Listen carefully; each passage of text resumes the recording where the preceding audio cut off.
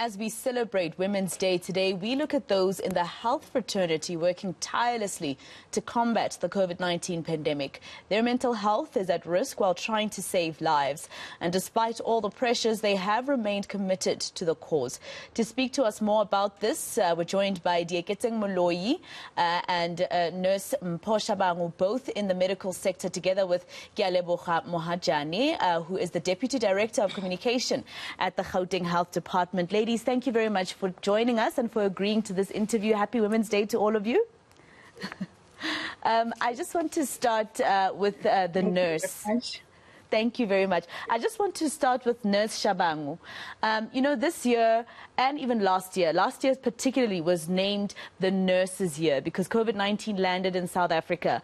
And I think a lot of people, when the president announced those 21 days, we thought after 21 days we should be fine, right?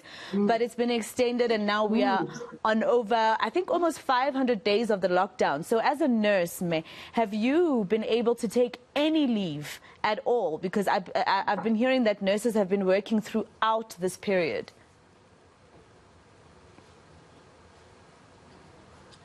Thank you very much, and afternoon to the viewers also. I'm a nurse by profession, but I'm currently working. I'm not at the front with patients. I'm currently working at the district office as a PHC manager in Tshwane district. So what I'm currently doing, I'm assisting at working at the contact tracing team, and also working at the vaccination team. So as you have correctly said it, since the pandemic started, we've been working, you know, during the lockdown, level 5, we were in the office, we were working, doing contact tracing, making sure that we go and to the houses of the people who, the contacts who are symptomatic, and we go and we do the swabs there, we test them, and we make sure that, you know, we give information to those who are positive, we give them the results, we clinically advise them to say they need to adhere to the non-medical interventions. Also, those who will need quarantine, we were actually making sure that we send them to the relevant institutions where they can quarantine or isolate. Thank you.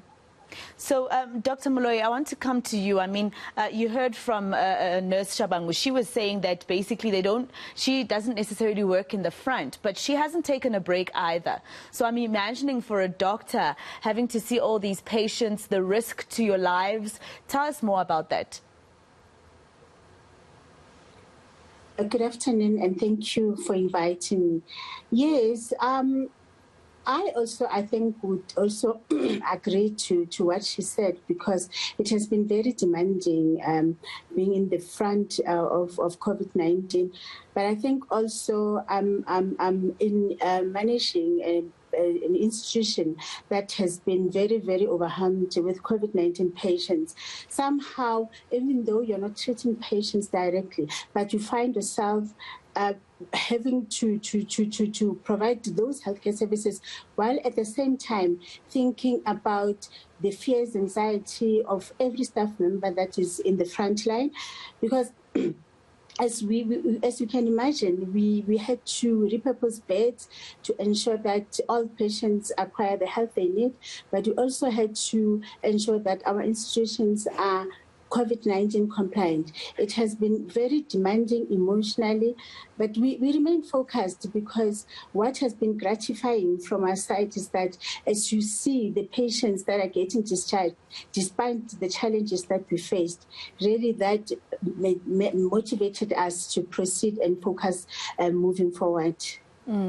But doctor, as a mother, as somebody who is a mother in your household, you know, having to spend so much time away from your family, away from your children, how has that been? I mean, this shows how women have to play so many roles in society.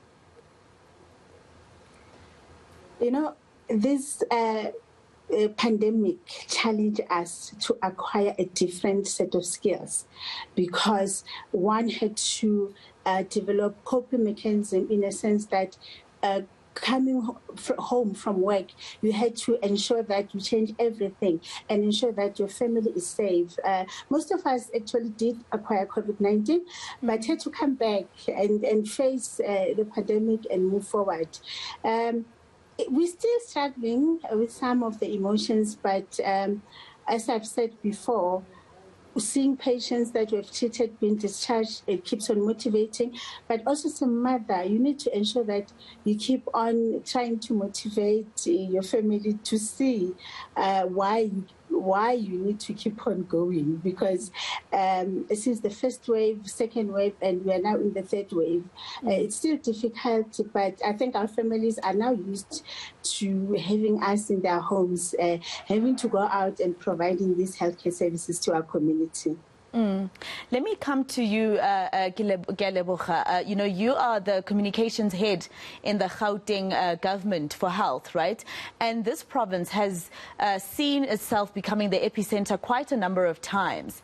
And, would I be wrong in saying that your job also, besides the fact that, you're there as a woman, it's also a job that is important in terms of communicating not only to the workers in the health fraternity here in Gauteng, but with this pandemic, the people of Gauteng as well?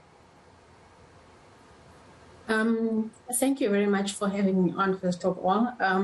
Okay, I'm not the head of communications, just one of the managers within communications. And I think the big thing for us within communications has been how to effectively communicate messages out there, information, your NPIs, to try and make sure that we reduce the number of people that are admitted in hospitals by purely ensuring that their health is kept at bay at home. So it has been difficult in the sense that daily, as the numbers go up, you are having to think of new messages, you're having to think of new ways of delivery. You are having to go in there to see where the resistance is and how to tackle the resistance within the communities so that people start adhering, so that we start seeing the numbers coming down, so that we start seeing compliance. But also we find ourselves in a situation where there is COVID fatigue. People have just received so much information and they're just exhausted. And I think this just goes across the entire province in terms of the population. Even the people who are in the front line who are dealing with this on a daily basis. And also to touch on what the nurse and doctor have said about being a mother, with the level 5 lockdown, when you left the house, the children, the mental health, go into anxiety to say, my mother is going out there to face this that we all don't know and are not sure about. And like they've said, most of us have contracted COVID-19, but have had to come back and push forward because of the passion and the love that we have, firstly as women, to the communities that we live in and we work within. I want to come back to you, Nurse Shabangu. We've spoken, for instance, with our other two guests about the fact that you also ended up, or many people within the health fraternity also got COVID-19. You're in the front line, you're more at risk. You have to deal with, actually, like you were saying, you had to do contact tracing. That means you went into people's homes, putting your life at risk, etc. But I want to talk specifically about your position, Nurse Shabangu. You have male counterparts, for instance, who probably also wanted to be in your position.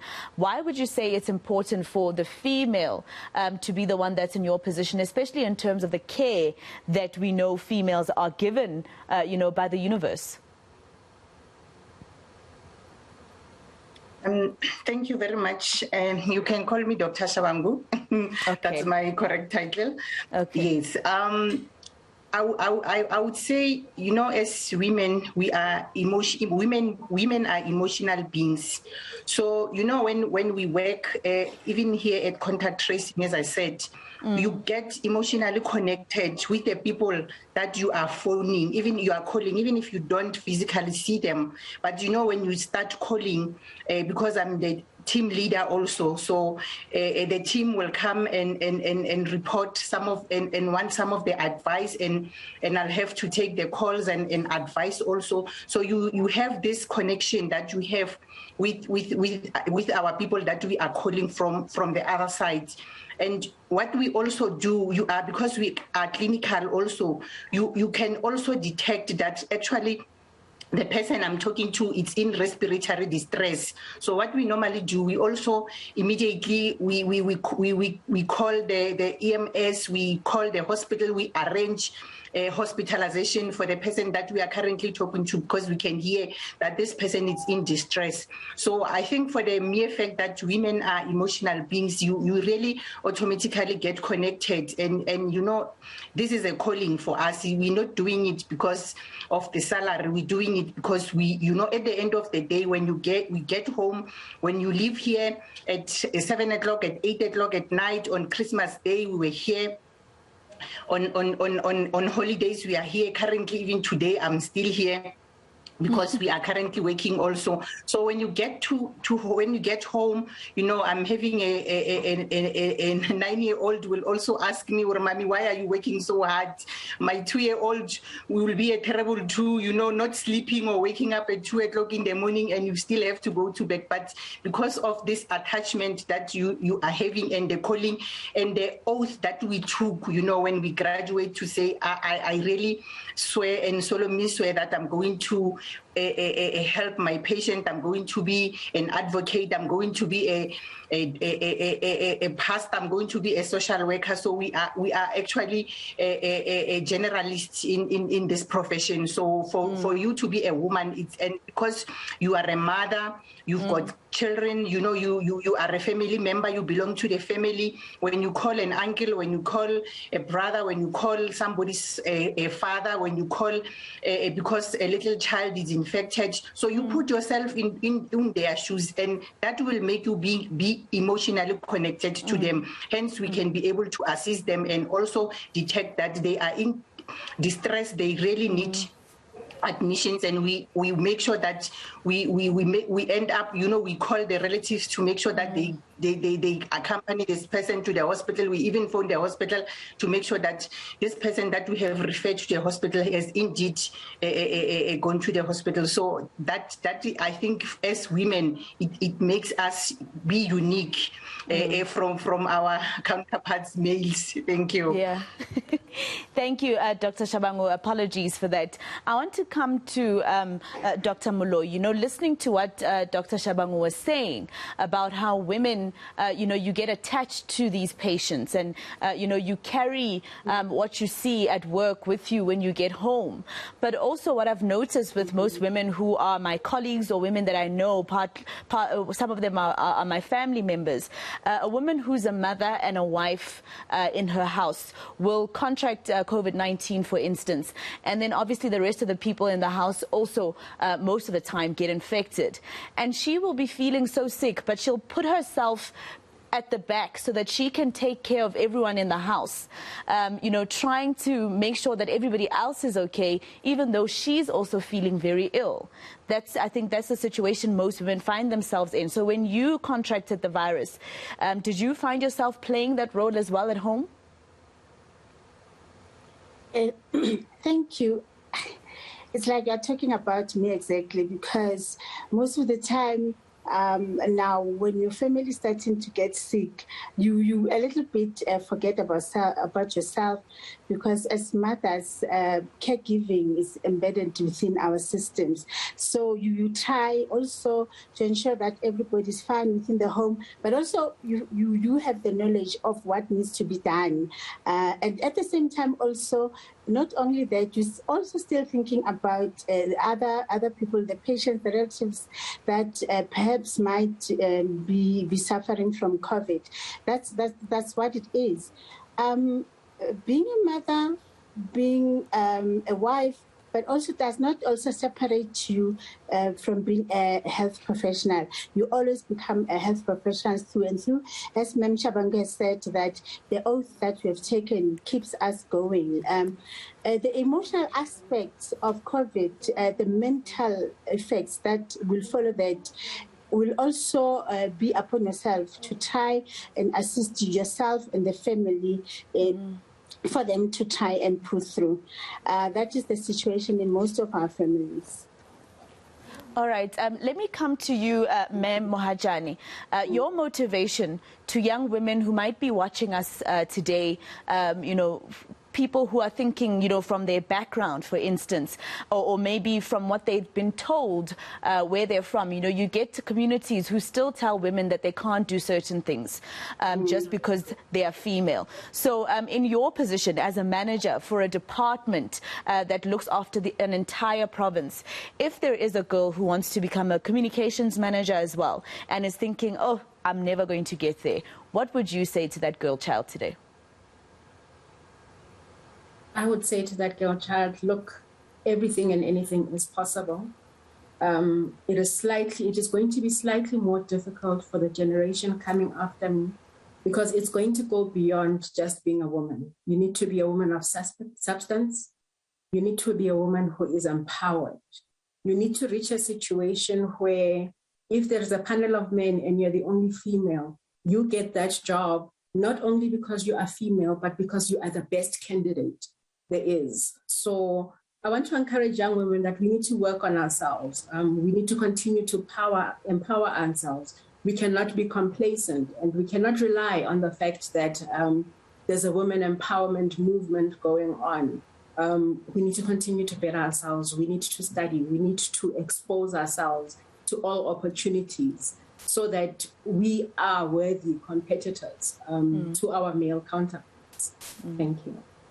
Dr. Shabangu, you have a PhD, and I think we've heard so many times through government and the private sector as well that not enough is done to support the girl child, whether it's to get the PhD or get that job or even get paid the same as their male counterparts in different industries. So what would you say is needed by women in the health fraternity right now from both the private sector as well as government to assist the girl child get to the positions that you ladies are in today, or make it easier at least?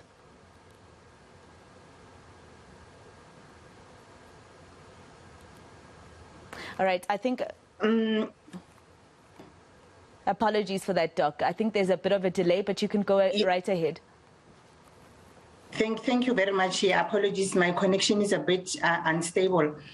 I would say, it starts with you to say what is your goal actually. Hence, I said, if your goal is to enrich yourself, you won't do it. Like you saying, I was passionate to say I need to actually make sure that I get a PhD someday. I started, at the bottom with diploma, but, I had to, I remember I was working in a clinic, being a clinician, seeing patients, and in the afternoon I had to go and attend classes. I had to work the whole year without even going for on leave, because I had to use my leave days so that I can go to school and study, so that I can write my exams. So you have to sacrifice a lot so that you can achieve what you want to achieve. But also with the department, I think because I didn't want to wait in line for my turn to go on study leave, so I had to use my days so that I can speed up the process of me acquiring this education that I want to acquire, so that I can help people with the education that I have acquired. So I think you had to put more effort. We have to work hard. You had to actually compromise and sacrifice most of the things. I didn't have a social life, to be honest. So you need to actually realize what is important in your life, and you have to work hard, and you have to do it against all odds. Then you'll know that you are in the right direction. There will be challenges in your way actually while you are trying to achieve what you are trying to achieve, whether it can be work challenges, it can be social challenges, but if you are determined, you will actually have this goal that you want. And for me, I believe that economic emancipation actually it starts with education. You have to be educated so that you can be economically emancipated. Yes. So it's really a more sacrifice. And as a young lady by then, because I'm no more young anymore, so I had to stop going to the parties. I had to stop going to social events and make sure that when people are there, I'm home, I'm doing my assignments, I'm studying for my exams. Thank you. Thank you. So, Dr. Moloi and you, Memohajane, I'm going to ask you guys the same questions for you guys just to answer, especially from what Dr. Shabangu just said. She said she had to put her social life on the back burner. She couldn't go party with her friends, etc., because she really wanted this degree.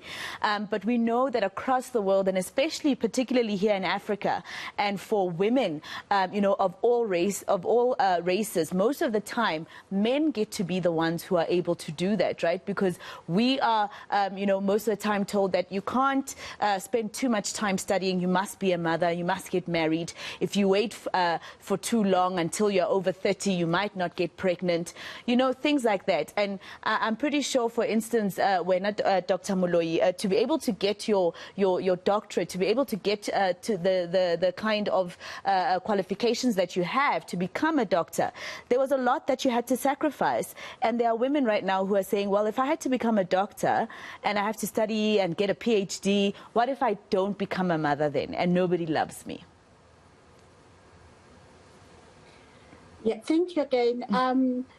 Being a medical profession, I think for me it starts with a passion, and it is a very demanding profession. However, it is doable. And for women, especially, as we've said before, that caring is within us. So we have to push and also encourage young girls and ladies that are upcoming to say, you can do both. You can be able to be a doctor, you can be able to be a mother, you can be able to be a leader in the community. And you need to also teach those that are around you to support you in your efforts, because it is not easy, but it is doable. And therefore, it is a profession that we can encourage everyone who is willing to serve, because it's all about serving. Despite technical skills to acquire, you also need to be able to serve and also be in a position where the environment enables you to be able to serve your community with everything that it requires. And your words, Memohajane, in terms of what I asked, with you being a manager, for instance, and a girl, you know, or a woman. As we grow up, you're told you must be a wife, you must also be a mother, and if you wait until a certain age, it's never going to happen. No one's going to marry you. If you're a manager, there's no man that's going to be able to take you seriously because he'll view you as bossy. What are your words to that? My words to that is you orientate your family into the lifestyle that is involved with the work that you do.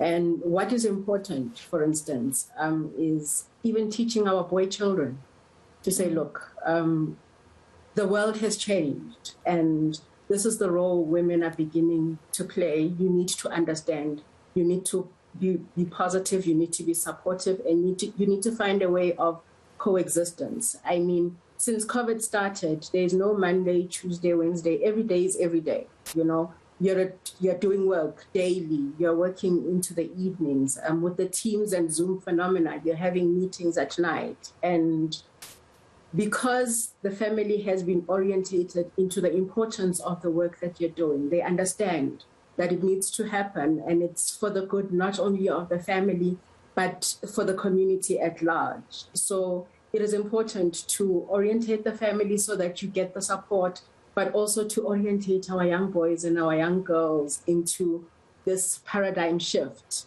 that we're moving into, where women are taking on different roles altogether. Thank you very much, ladies, for your time and for spending this 15-20 minutes with me on this Women's Day. Those are, of course, Dr. Dieketseng Moloi, Dr. Mpho Shabangu, as well as one of the managers in the communications department at the Gauteng Department of Health, Ke a leboga Mohajane. Thank you very much, ladies.